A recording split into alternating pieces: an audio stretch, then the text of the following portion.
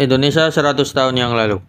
Pada Senin malam tanggal 10 Agustus 1925, saat kapal penguruk lumpur Sumatera baru saja memasuki jalur pelayaran Belawan, kapten dan kepala mesin sedang berada di kabin kapten yang luas dengan jendela di kedua sisi terbuka. Saat itu, sekitar pukul setengah 10 malam dan kondisi sangat gelap, karena ada batai petir yang menggantung di atas air. Batai ini bagaimanapun terlihat seperti batai lainnya dan tidak ada yang mengindikasikan bahwa batai ini memiliki sesuatu yang istimewa. Kapten dan kepala mesin duduk berhadapan. Tiba-tiba, sambaran petir yang sangat kuat melesat masuk dari satu jendela dan keluar dari jendela lainnya, serta segera diikuti oleh suara ledakan yang mengerikan. Bau ozon yang kuat juga menyebar di seluruh kabin. Jurumudi yang berada di depan dan juga melihat sambaran itu, langsung jatuh tersungkur ke belakang karena terkejut. Sementara itu, kapten dan kepala mesin hanya bisa duduk terpaku dengan wajah pucat sekali seolah-olah lumpuh oleh kejadian tersebut. Beberapa saat mereka tetap diam dan tidak sanggup mengucapkan sepatah kata pun. Setelah agak tenang, barulah mereka menyadari dengan hati-hati bahwa mereka sama sekali tidak terluka dan masih diselimuti rasa takut kalau sesuatu terjadi lagi.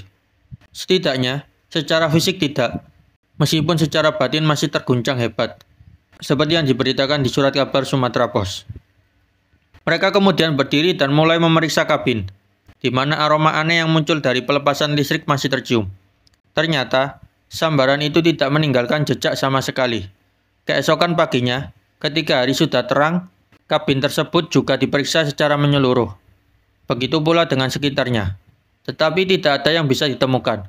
Syukurlah, kejadian itu hanya meninggalkan rasa ngeri yang mendalam tanpa korban luka maupun kerusakan. Kita berpindah ke topik lain.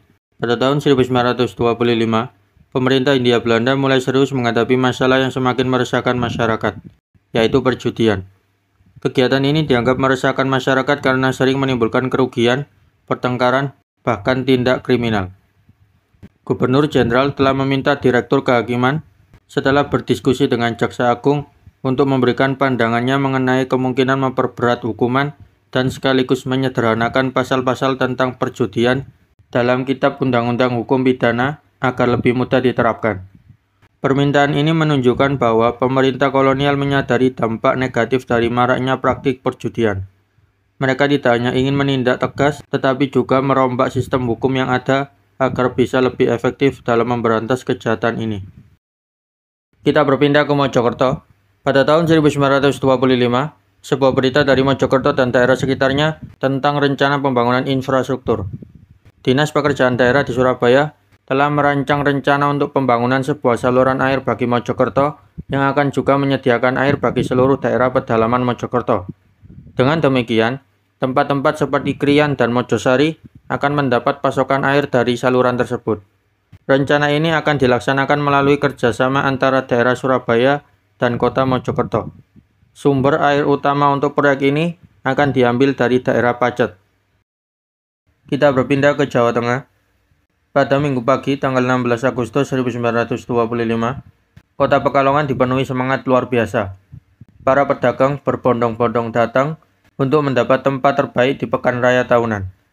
Di sebuah pertemuan yang dihadiri oleh residen dan bupati, panitia penyelenggara sibuk menyewakan stan kepada para pemilik restoran dan warung. Para pedagang begitu bersemangat, mereka bahkan sampai berebut untuk mendapatkan stan di lokasi yang paling strategis. Untungnya, panitia berhasil mengatur semua orang dengan baik, sehingga tidak ada yang merasa kecewa. Antusiasme ini tidak hanya terlihat dari keramaian, tetapi juga dari jumlah uang sewa yang terkumpul. Totalnya mencapai 1.800 gulden, naik signifikan dari 1.400 gulden tahun sebelumnya. Angka ini membuktikan bahwa Pekan Raya Pekalongan adalah acara yang sangat sukses dan menguntungkan baik bagi panitia maupun para pedagang. Masih di Pekalongan, pada tahun 1925, upaya modernisasi terus berjalan di berbagai kota di Jawa, termasuk di Pekalongan. Salah satu bentuknya adalah perluasan jaringan listrik oleh ANIEM, yaitu sebuah perusahaan listrik pada masa Hindia Belanda.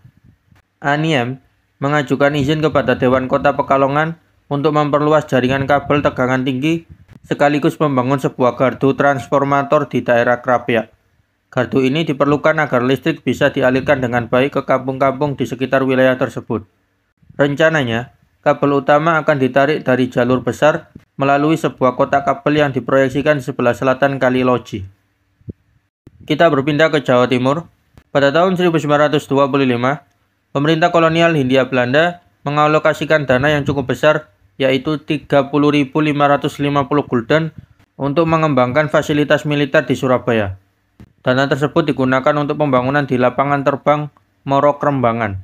Proyek ini bukan untuk landasan pacu, melainkan untuk meningkatkan kesejahteraan para prajurit. Anggaran tersebut digunakan untuk membangun 3 fasilitas penting, yaitu ruang makan khusus untuk para bintara, dapur yang memadai untuk menyiapkan makanan, dan rumah sakit atau fasilitas kesehatan untuk perawatan para prajurit.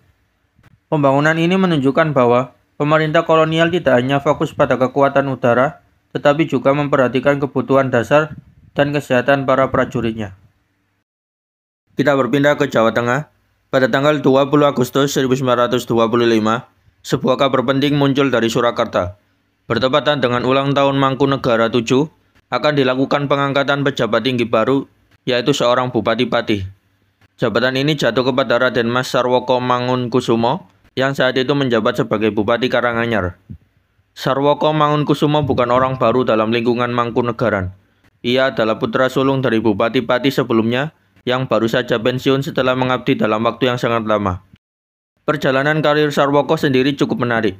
Setelah lulus dari sekolah milik pemerintah kolonial, Osvia, ia memulai karirnya dari bawah, menjadi juru tulis pembantu di kantor residen Surakarta, kemudian naik menjadi juru tulis utama, dan akhirnya dipercaya sebagai wakil jaksa di Sragen. Ketika Pangeran Mangkunegara 7 naik tahta, Sarwoko pun kembali ke lingkungan Mangkunegaran dan menunjukkan dedikasi yang luar biasa. Ia dikenal sebagai pejabat yang rajin dan cakap, sehingga ia bisa melanjutkan sekolah lagi untuk lebih meningkatkan kemampuannya dalam pekerjaan administrasi. Setelah lulus, ia langsung ditunjuk menjadi sekretaris pangeran.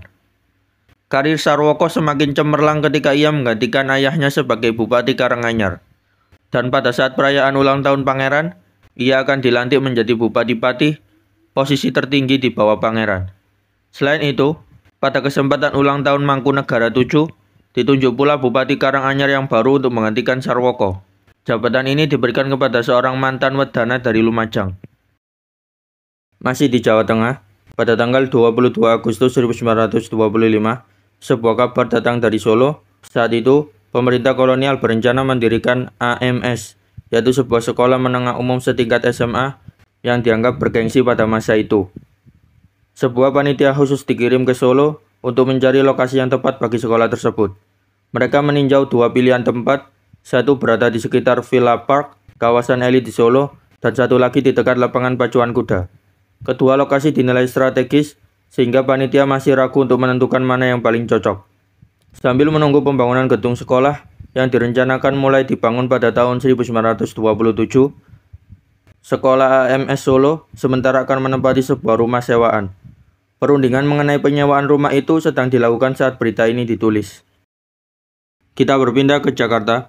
Pada tanggal 22 Agustus 1925, sebuah laporan dari Batavia, sekarang Jakarta, menyoroti kegiatan penangkapan ikan oleh sekelompok nelayan Jepang di sekitar Kepulauan Seribu. Jumlah mereka tidak banyak, hanya sekitar 20 orang, tetapi hasil tangkapan mereka sangat melimpah berkat cara yang unik. Metode penangkapan yang digunakan berbeda dari nelayan pada umumnya. Setelah menebar jaring, beberapa orang penyelam Jepang turun langsung ke laut. Mereka bertugas menggiring ikan agar masuk ke dalam jaring. Untuk dapat melihat dengan jelas di dalam air, para penyelam menggunakan kacamata khusus yang menutup rapat di sekitar mata. Hasil tangkapan mereka kemudian disimpan di kapal uap yang dilengkapi dengan es, sehingga ikan tetap segar. Setiap 3-4 hari sekali, kapal tersebut berlayar menuju pasar ikan di Batavia, di mana ikan-ikan itu selalu habis terjual meskipun jumlahnya sangat banyak. Menariknya, hampir seluruh tangkapan nelayan Jepang ini hanya terdiri dari satu jenis ikan, yaitu ikan ekor kuning yang pada masa itu sangat digemari masyarakat. Masih di Jakarta, pada tahun 1925, di Batavia, sekarang Jakarta, beberapa cendekiawan dan tokoh terkemuka Jawa berkumpul untuk mendirikan sebuah perkumpulan bernama Mardiboso. Nama ini, yang berarti memajukan bahasa, dengan jelas menunjukkan tujuan utama mereka, untuk mempelajari dan melestarikan bahasa Jawa secara lebih sistematis. Gerakan ini dipimpin oleh orang-orang yang memiliki kredibilitas tinggi, di antaranya R.M. Soerdjomijojo yang merupakan saudara dari seorang anggota Dewan Rakyat dan 2 orang guru bahasa Jawa, yaitu M. Dwijowijoto dan Sostrowijo.